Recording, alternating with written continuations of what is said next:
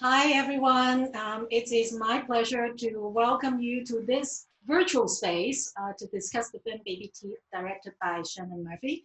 My name is Frances Hui. I am a film curator at the Museum of Modern Art in New York, and I'm also the co-chair of this year's New Directors, New Films, a festival in its 49th year that we co-present with Film at Lincoln Center. Because of the global pandemic, our festival was not able to take place as scheduled. And I hope that you are all well and healthy. And in this past 2 to 3 months, we have learned to embrace the digital life.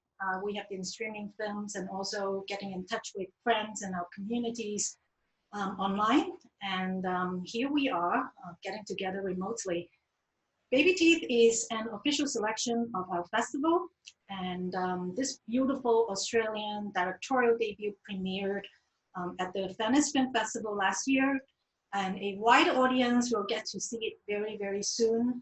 In the United States, it will be released by IFC Films on June 19th. Some members of Film at Lincoln Center and MoMA were given the opportunity to stream the film a few days ago. The lucky ones. And some of you are tuning in right now. I thank you for your presence. You can submit your questions by clicking the Q&A button during this conversation. And I will try to read out some of your questions later. Joining me right now from all over the place are director Shannon Murphy and two lead actors of the film, Eliza Scanlen and Toby Wallace. I think two of them are in Australia, one in Los Angeles, and two woke up really early for this. I thank all of you for participating. Please say hello to our audience. Tell us how you are doing. Hello. Hi. Hi. We're all doing fantastically. I don't think any of us have had COVID yet. No. You never know. You need to get tested. We do get tested though. Has anybody been tested? Yeah, I have actually. When I came back from New York, I got a thing up my nose. But you didn't have it. No, I did. No, I did not. But yeah, we're good. It's actually not that early over here. I don't know. It's 9 a.m. So yeah, I guess. But happy to be here. Great. Well, I didn't give a description of the film earlier during the introduction because I thought you guys could do it better.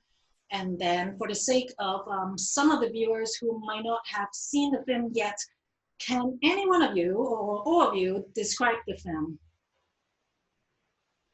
I think it's a film about how good it is not to be dead yet. That's my favorite description of it. So I like that description a lot. I like that.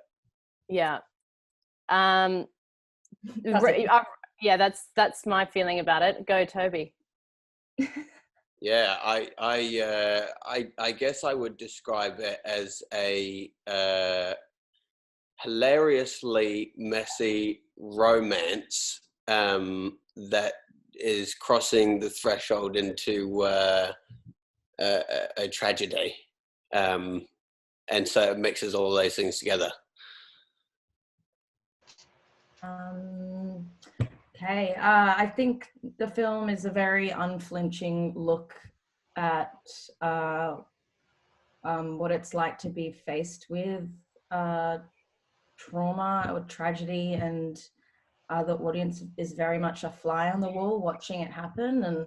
And I think Greta doesn't forget to include the humor that's often found within that, and it's very unsentimental humor, and that's something I don't find a lot in coming of age films, especially about terminal illnesses. It's a breath of fresh air in that way. And Rita Carnier is our amazing writer who wrote the original play and also adapted it for the screen. Shannon, this is your feature film debut. You have directed television, and you have worked in theater. And as you mentioned, this was a stage play and adapted for the big screen. Can you talk about how you visualize this for film, and also how you approach theater and the moving image differently? Can you just say that last bit of time again for me? How you approach theater and the moving image differently? I always think that, you know, theater is just a locked off wide shot, really. So as much as you want to shape close-ups and other images through lighting, it's not quite the same. Something we're really conscious of in turning it from the play into the film was to make sure that it didn't feel like a stage play at all in the adaptation. Having said that, Alex White and Jan Chapman, our producer and EP, when they saw the play, they knew already that it was kind of inherently cinematic, and Rita had always felt like it was as well. So the sequencing is very different from the play. And how I visualized it was I also didn't see the play, so I wasn't influenced by that. And I guess, you know, it's hard to explain how you visualize things, but for me, I know that a script is right for me because the imagery really pops off the page, and it's like an experiential read where you can see it. And so that's what I focused on, really, was the idea of color, and how Milla's world was so vivid and electric, and how she was seeing it, as well as her parents at different points. But I think it was really just getting into the skin of Milla and making it feel like you were a teenager again, with all those intense highs and lows and emotions and that feeling of first love. Andy Comis, our cinematographer, we worked with really closely, and you know the camera's like another character in the film in many ways, and so often he was doing a dance in amongst those family scenes to really get you inside this family. The ensemble cast is truly impressive. I think each actor shines and each character stands out, even the ones with very little screen time. I find that really remarkable. Can you talk about the shaping of the characters and also the casting?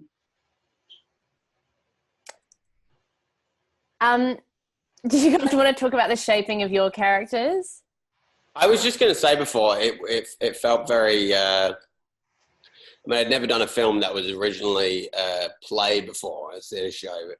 So it was interesting simply because the characters felt so fleshed out already, you know, like when you read the script, it was so visceral already, and you could just, the characters were just completely there, I guess. They were just a lot more fleshed out, very flesh and bone and raw, and that makes it a lot easier as an actor, I would say, because when you're reading it, I mean, everything that pops into your imagination is so it's kind of just right there on the page. So your kind of job as an actor is so much easier. But you still also had to do a lot of research and get into the mindset of what it meant to be a polysubstance abuser. And I think what was great, Toby, with how you know, how we were talking about approaching it was the fact that you know, we didn't want to really even talk about the drugs. It was not so much about that focus, you know, it was about why this behavior, how did he get there? And I think that's something about saying that, you know, all the characters are so fleshed out is correct, and it was there on the page, but also we made such a conscious effort not to judge any of these people for their different addictions and for you know, how they were coping with the trauma. And I think that's also a real credit to both of you for, you know, staying so true to understanding and not judging those people in any way, and understanding them so deeply. And I guess getting very, like, we got very specific with exactly what it was, you know, whatever the backstory was, whatever, you know, for me, it was a polyamorous addiction. So it was, and then we were mapping out which drugs exactly I was taking or coming off at which different time. So I guess it was a lot about that as well. But that stuff is all super fun. All of that research is so like, it is such great. Like, I remember talking to the wonderful gentleman. I can't remember how we Chris found. Mordew. Oh yeah, that's right. Yeah, who used to work for a rehabilitation, a drug Still does, rehabilitation yeah. center. Still does. So I had a long conversation with him about try some fallibilities and whatnot of people coming in and out of that center, and you know, nuances and behavior, and just, you know, kind of just the general emotionality of those sorts of people.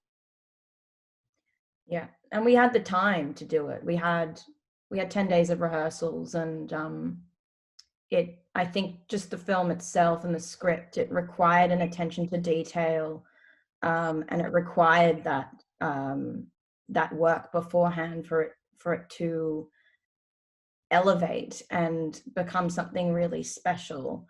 And I think that's what's really cool about what Rita has done. It refuses to be exhibitional, kind of just assumes for the actor that they need to do the work in order to really understand where they're meeting the character at that point in time. And Shannon has said this before. It's like you meet all of these characters when they're in flux, and when they're in a very tumultuous time in their life and they're changing a lot. And I think because it refuses to be exhibitional and teach you about terminal illness or drug use or any of those things, I think the actors had to have a really good grip on who the characters were before they were in flux, if that makes sense. Yeah. And tonally, you know, the script is so unique in that it straddles that line of sort of sorrow and joy constantly. And so visually, something we would often talk about with all my heads of department was that every frame of the film needed to have that duality in it. And so whether that was sometimes, you know, quite a comedic costume idea versus a serious scene, or one of my favorite examples is at the party for Milla, her birthday party. If you look really closely, there are tiny decorations of the Day of the Dead everywhere. So we're always sort of having slight tongue-in-cheek humor, or, you know, making sure that in every frame we are representing that mixture of tone. Speaking of striking the right tone, I mean, it is a very emotional film, and you really do resist easy sentimentalism. Can you talk about that in terms of direction and performance? Yeah. What's really important to me is that when you are creating very emotional work, that you don't hold the audience's hand the whole way through it, that you make them work for it. So it's less manipulative and more earned. And a lot of that does come from my theatre background, where I was a massive fan of Brecht's work and Brechtian techniques in the theatre. And so I've often incorporated that into my work, where, you know, you sever the connection just at a moment where you expect something to happen, or for it to become more sentimental. Or if you do have a sentimental scene, you juxtapose it with something comedic in order to then build your intellect so that when you have that cathartic release, it feels earned. And so we did that through, you know, hard cuts or music or titles or the subtle looks to camera that Milla does. Yeah, all those elements to build to those final two scenes. That's no small thing either. That's such a skill. Thanks, Yeah. Toby. That's all right. Do I have to say something nice now? You're amazing. Embarrassing. You are amazing. You're just trying to humiliate me. Stop it. I find the relationship between Miller and Moses kind of like indefinable. I think you guys mentioned first love, you mentioned the word romantic, but there's also something not really romantic about it. It might be a connection born out of circumstances. One person is literally dying and the other is quite ill and with nothing much to live for, I guess. It's a little bit ambiguous what each of them wants out of this relationship. But I also want to stress that I feel clarity is unimportant when I was watching the film, because they seem just so natural and comfortable with each other. Can you talk about the discussions among the three of you on this relationship? And I also want to know for the actors whether an inner clarity was important to you when you were acting. I mean, I would say that, don't you reckon something we did talk about a lot was that sense of, from that first moment where Milla meets Moses, it's almost subconsciously, does she know that when things start to become really challenging in her life, this is the kind of person that she's going to be able to ask for the hard questions or to help her, you know, in her biggest moment of need, but also that he's someone that she knows can help her accelerate her life. But all that's sort of more subconscious. But I think what's interesting is that, yeah, it's not just a natural sort of sexual desire. It's like they both genuinely need something from each other. Yeah. So anyway, you two keep going now. Yeah, I agree with that. Yeah, I mean, for me, it was a lot of, initially, I think it was getting down that this was a love story, that they were, I think, in love. And I think all stories and films and stuff that are romantic like that are about people who are already in love and are trying to figure out a way to be together. That's the obstacle, right? So for Moses anyway, a lot of that had to do with like the family background and the situation he's in with addiction and no belonging and a very kind of ripped apart family situation where he's now trying to find some kind of identity or belonging or where he can lie within society now. And Milla gives him all of those things, as well as her family and as well as her love and as well as, you know, like we would always talk about on set, her being the most mature one out of all of them, and her being kind of the basis of all of the other characters, you know, journeys to learn whatever, you know, lessons they're needing to learn. And for Moses, that was very much kind of confronting himself and not running away from himself, I guess. So she was a great anchor for that. I agree. I think this this relationship begins as quite transactional, and she does have a lot of, I'm sure she had a lot of subconscious thoughts that drew her to that relationship. But I think at that age, when you are 15, 16, and you meet somebody who's older than you and seems to have this indescribable aura about them, or it seems like they just have a better grip on life, and the years they have on you somehow feels really profound and enticing, and you want to learn from them. I think I've felt that before, but I think it's sort of exacerbated by this this discovery. He literally bumps into her and shows her how unafraid of death he is, and that's the one thing she's fucking terrified of, because she knows she can see it in the distance. She knows she's going to, you know, she doesn't have all the time in the world like everybody else her age. And so I think she always knew that she had something to learn from him in that way. Also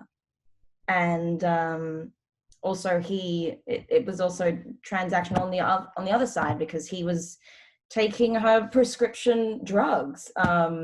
So I guess they were both offering things in the beginning, and somehow along the way, I guess, it developed into something more. And it's, I guess it's, love is always messy, and it gets it really right, I think. Yeah, your status would definitely be complicated, you two. Yeah, it's complicated. I'm going to ask one more question, and then I'm going to take some questions from the audience. Music is central to the film, both within the narrative and also in terms of like anchoring the emotions of the scenes. It's as if music is yet another character in the film. Can Shannon talk about the music decisions?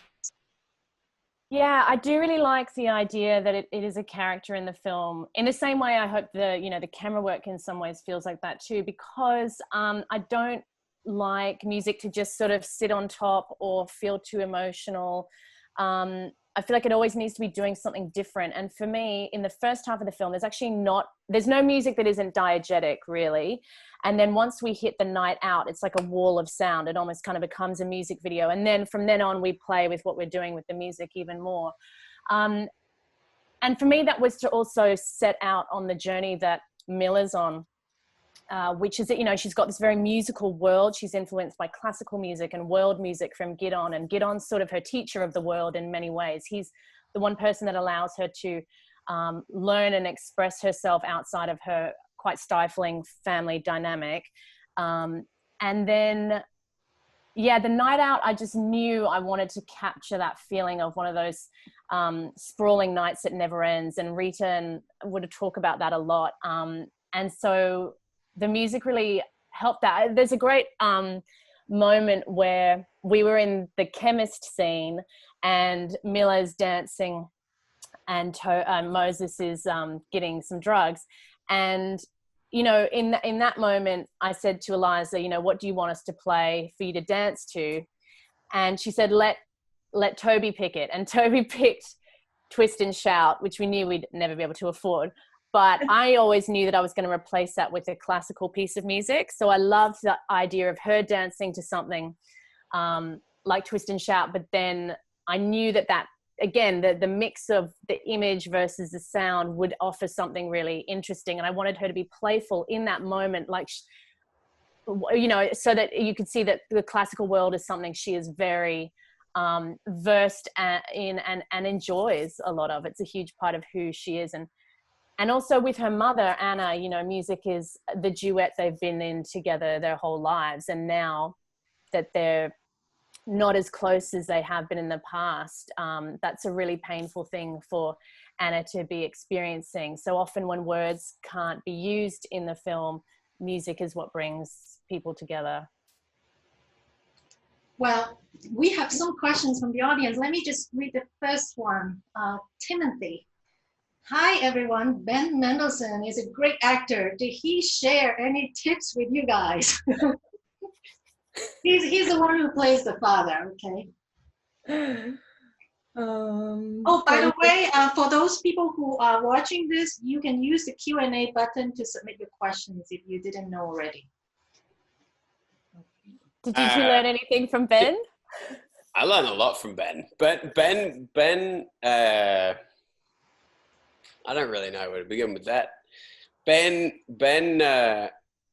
from an acting point of view, Ben is, I guess, always just says to keep it simple, doesn't he? He's always all about kind of just keeping it very simple, rolling with intuition, and just, yeah, keeping it very simple. But it was interesting watching Ben, and he's so, especially between Ben and Essie, because Ben and Essie are so.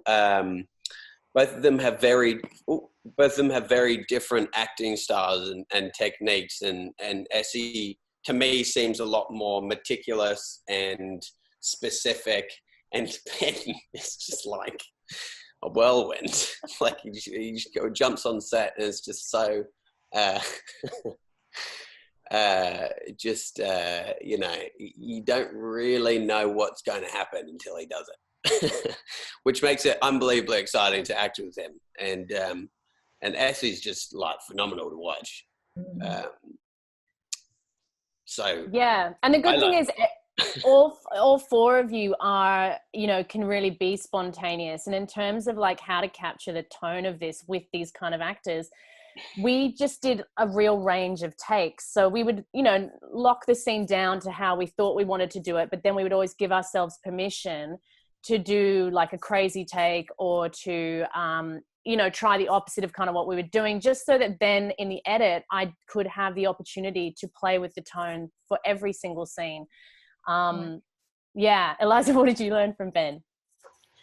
Oh man, same as Toby. I've never seen, I don't think I've ever seen an actor just so confidently rock up on set. Like, we've got the sides, he's like, yeah, what's the line? Yeah, okay, I've got it. And I don't think he ever wore shoes to set. He like never, I don't think he ever wanted to wear his shoes to set. No. And sometimes like, no shirt. Yeah, sometimes no shirt. It was very hot. Really hot though. Really, really hot.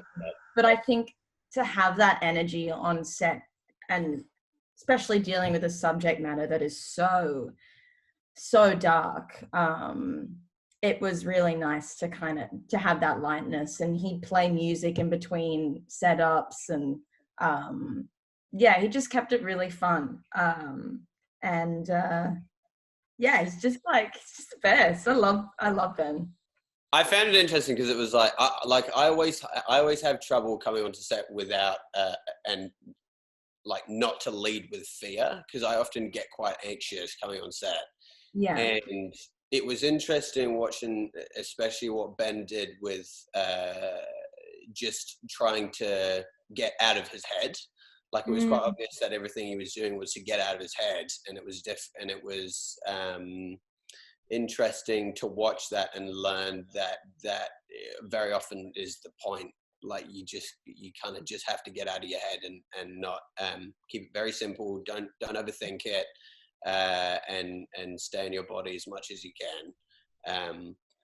And yeah, like that would happen. I mean, he would run around with those bloody UE boom speakers 24/7 blasting music, you know. Yeah, and it's interesting because he is a complete loose cannon, and that's what you love, and that's kind of what you hire him for. But at the same time, he's so laser focused. Like, as soon as you call action, that guy is all over it. And not only that, he also is so technically proficient. So yeah, he just knows exactly what you need him to do for camera angles and everything like that. And he's always trying to help make that easier for everyone. Like, he's incredibly cooperative, and just also takes direction always. Yeah. Like, he's really a beautiful actor to work with. I remember there were a few scenes I did with him, and I'd finish the take, and I'd want to do another one, but I knew that we were on a time crunch, and he was always like, no, we'll do it again. If you feel like you need to do it again, we'll do it again. He was always so accommodating in that way. And I think he just taught me that I guess in other situations I didn't really have that attitude of like, yeah, I'm meant to be here, and if I need to say something, then I should say it, and I shouldn't be scared to do that. And I think to come on set with that attitude is really important, and it doesn't mean you're an asshole. And I think he taught me a lot about that, because I definitely had that whole imposter syndrome thing, and it can be quite damaging. And he definitely got that out of me, I think. Here's a question from Robin. I think what was so special was the unexpected and unique way in which the two lead characters meet and have an instant attraction that sets the tone for the film. Can you talk about that structure and the serendipity of life that became so vital? That's a good question. So wait, can you read that question again? I'm sorry. It's very long. It's the way the two characters meet, have an instant attraction that sets the tone for the film. Can you talk about that structure and the serendipity of life that became so vital? I think the unique thing structurally about that and the film is that normally when you're watching a lead character transition, and discover who they are and shift from what we've learnt that character to be, you have a lot more time with that character. Whereas for us, the first time you meet Milla at the train station, you know, it's only like, I think a minute before Moses enters her life. And so very quickly as actors, they had to ground themselves and commit fully to who they were before this moment of meeting each other for the first time, because there was very little time for an audience to put those pieces together. And then from then on, Milla is constantly in flux. She's shape-shifting who she is in the world, who she wants to be, what Moses is offering her, what she's accelerating towards. And, you know, Moses is more mysterious. So that's something quite, you know, that we're sort of piecing together gradually throughout the film. Who really is this person? Is he dangerous? Is he good for her? So I would say that is what kind of, you're thrown into this love and connection and interaction in the same way Milla is. It really kind of, you know, literally hits her out of nowhere. So structurally, that's what I think is interesting about it. And they are so different. Like that was the thing that you know, once we had, during rehearsals, figure out each other's backstories, and then, I mean, the film really does just throw them together immediately from the beginning. So it was a lot of fun to work out from scene to scene where they were at in relation to one another. But I guess it did feel very much, I mean, maybe it was a thing just with me and Eliza getting along, but it did feel just very natural immediately. And then I think that kind of shows in the film as well a little bit, is that, like, even from the first time they knock into each other, there's a sense that this is it happens quite naturally and was bound to happen or something, you know. Yeah, and don't you reckon as well the shooting order of we had this situation where we had to shoot Ben out really quickly, and so, you know, I think by the time we cut all of Eliza's hair and all of that, we had about 7 shoot days or 8 with Ben. And we had to knock off all those big, intense family scenes and all the stuff very, you know, at the front end of the shoot. And so then by the time we got to just Milla and Moses and the love story, it was like, in terms of the shoot, we had this breathing space. Yeah. And I feel like that energy of how we shot it actually worked out quite well for us in the making of it in the end. Even though at the time it felt incredibly stressful. Yeah. Here's another question. The parents in the film are uncomfortable with the age difference between Milla and Moses. How did you negotiate with each other this age difference? I'm trying to remember what our conversations about age difference between them. I think that I just think that at some point Anna and Henry decided that if they want their daughter to be happy, they have to let her run her own race. And I think in the film, Moses just keeps showing up. So there's nothing they can really do about it. And yeah, I just think that I don't think they've ever seen, they had never seen Milla that way before. They've never seen her dizzy with love. And it would be frightening for a parent. Oh my God, yeah. This older guy with rat's tails and tattoos all over his face keep coming over for dinner. Yeah. And I think if she hadn't been unwell, I don't think they would have, you know, let the boundaries extend so far, for sure. Yeah. But they feel like they don't have the option because he makes her happy and they're so desperate to see her in that state. So I love that it brings up the question, you know, what would you do if you were put in this situation? Yeah. Because you're 23 in the film, Moses. Yeah. Just in case you forgot.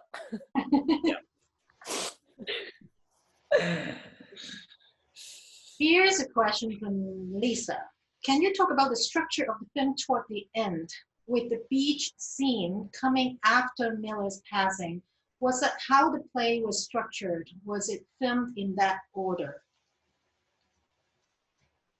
It was filmed, I mean, that is how the story was written in the screenplay. In the play, this second last scene where they discover Milla is the first scene of the play. So structurally, the play is very different. I loved the boldness of a sudden time jump at the end because, you know, like everything Rita does in the film, it could almost be cliched, but it's not. And you know, it's only a 24-hour time jump to the morning before her party. Yeah, and I quite loved that it leaves you at the end with a sense of why she was able to make the decision on that day to go, and her last glimpse at all these people who have meant so much to her, but also then the understanding that Anne and Henry are going to be okay, possibly. And then I loved that we left that space at the end for the audience to fill it with any of the people in their lives. Yeah. And here's another question. It's from Rebecca. Any significance to the name Moses? And I'm just going to throw in another question, which is, what about those shorts that he wears? Is that a question from Jan Chapman? They are hilarious and very they're cool. No, I remember talking to when we were getting prepared with costume. I talked to Milla about that the idea with Moses was that he'd been living on the street for so long, for probably over a year or so, I think we were saying. And whether it was bouncing on the street or between friends' houses or couch surfing or whatever. So all of his clothes were essentially either random garments that he'd taken from a friend or from secondhand shops. So lots of these kind of flowery shirts and tiny shorts, which are great in hot weather. They're fantastic. I'm trying to remember what the original. That was my favorite Jan Chapman comment. She was always like, "Is he going to wear those shorts again?" What about his name? That's the initial question. Well, I mean, I guess it's just you know, powerful name, biblical. Yeah. It's just a good name. It is a good name. It's a great name. Yes. We had Instagram accounts that we both made for our characters. Oh my God. Oh. And they're on private. But Toby called his Moses the Messiah. So I keep getting mail, like Gmail mail about Moses the Messiah. And the last post that he posted probably a year and a half ago. That's hilarious. That. I haven't seen that for ages. This is interesting. Was that part of like your rehearsal or acting exercise to create Instagram accounts for these two characters? I think it was Shanny's, or Shanny or Eliza. Yeah, it was because Eliza, you tell the story. Well, so much of the film, Milla is dancing, and I wanted to get more comfortable with dancing and dancing freely, and so I started to try and do it every day whilst in rehearsals. And Shannon and I were trying to find Milla's physicality, and we weren't quite sure how to do it beyond being on set and actually doing the scenes.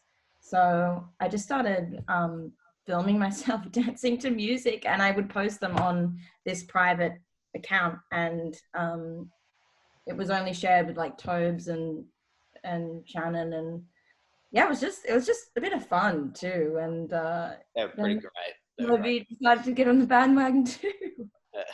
Yeah, Toby, where are your dancing videos? I don't know. I think my account was just pictures of my hair, different angles in the mirror. That hair was great. Well, we're going to take one last question here, which is a nice way to close this conversation. This viewer, Lisa, said that she really loved the film.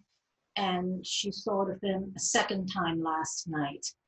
And her question is, I'm wondering for all three of you, what is your next project? Well, I'm going on to a TV series called The Power, which is made by Sister Pictures, who did Chernobyl and Amazon. So Reed Morano set that up, who did The Handmaid's Tale, and I'm doing 2 episodes of that. So that's shot all over the world, but pre-production's based in London. So that's my next job. Great. I was about to go on to do season 2 of a television show I did called The Society, and then COVID hit like a week before we were supposed to be in Boston shooting. So we'll see what happens with that. And I was previously doing To Kill a Mockingbird on Broadway. I was doing a 6-month run, and I had 5 weeks left, and that was when Broadway went dark. And there was some talk of me going back to do the last 5 weeks. But if that doesn't happen, I'm just, you know, auditioning and doing lots of Zoom calls, but yeah, nothing yet. Hey, congratulations to all of you. It's such a wonderful film, and I wish you all the best, and I hope to welcome you here in New York, physically. Oh, we'd love that. Thanks so much for having us. All right. Bye. Thanks, everyone, for watching. Bye. Bye. All the best. Bye.